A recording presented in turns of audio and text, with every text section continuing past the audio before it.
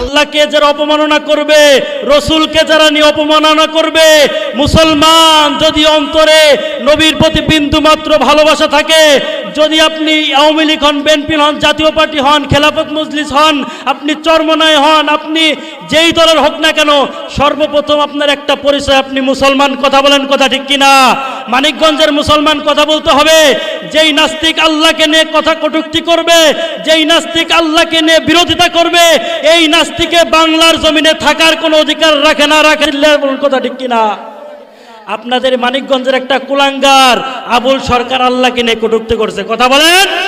মুসলমান ইমানি যদি শক্তি সামান্য পর্যন্ত থাকতে আপনি কোন দল করেন আমার দেখার এটা বিষয় নয়, কিন্তু যে আল্লাহকে নিয়ে কথা বলবে, যে রসুলকে নিয়ে কটাক্ষ করবে, মুসলমান শরীরে মুসলমানের এক বিন্দু মাত্র রক্ত থাকা পর্যন্ত আমরা তাদেরকে ছাড় দিতে রাজি নাই। দুটা হাত তুলে বলুন কথা ঠিক কিনা?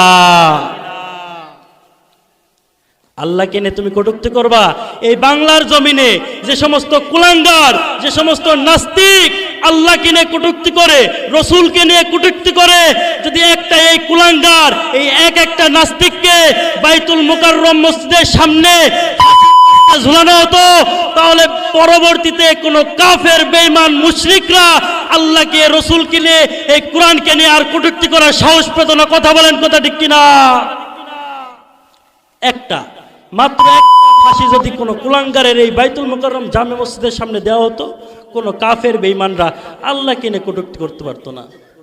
আপনি মুসলমান খেয়াল করে দেখছেন, সে আল্লাহকে নিয়ে বিরোধিতা করে,